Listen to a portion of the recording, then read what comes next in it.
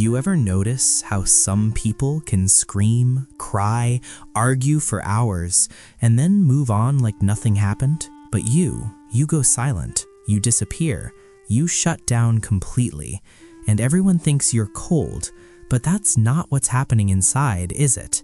If you've ever felt this, stay with me. This one might change how you see yourself. Let's talk about what's really going on when you shut down after conflict. Here's the thing. Most people think shutting down is about being emotionless. They think you don't care. They think you're running away. But the truth?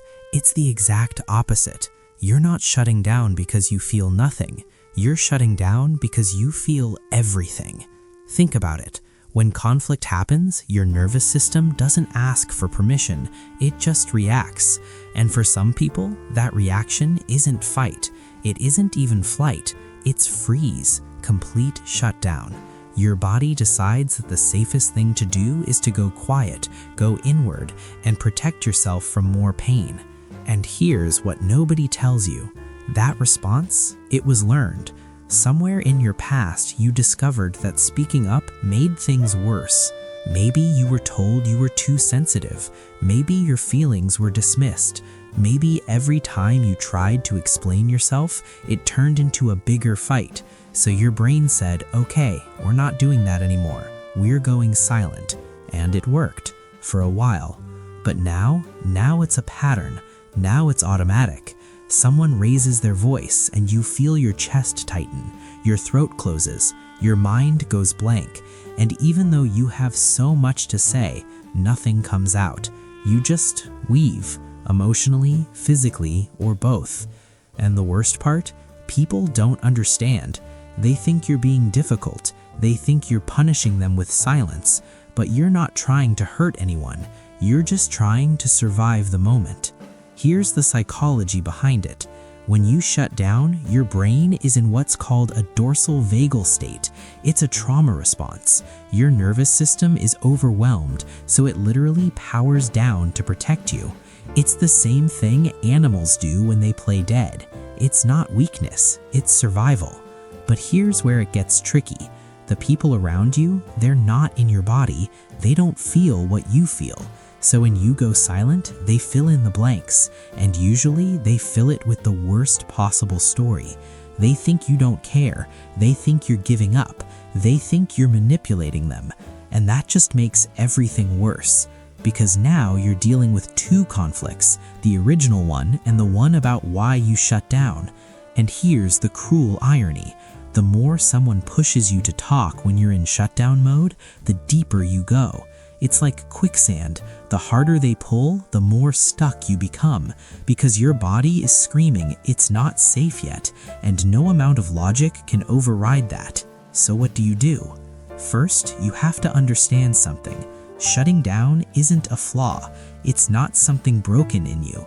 It's a protective mechanism that once saved you, but now it might be keeping you from the connection you actually want.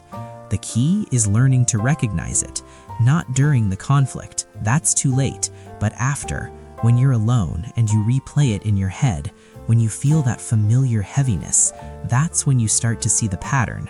And once you see it, you can start to work with it. You can start to tell the people you love, hey, when I go quiet, I'm not leaving you. I'm just overwhelmed. I need time to process. I'll come back. That's not weakness. That's self-awareness.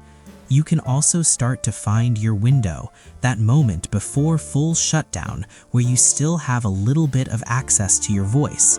Maybe you can't have the full conversation, but maybe you can say, I need a break. Can we come back to this in an hour? That's progress. And here's what I need you to hear. The people who really love you, they'll learn this about you.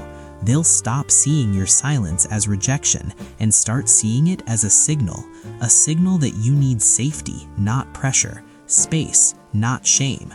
Because the truth is, you're not too much, you're not too sensitive, you're not broken.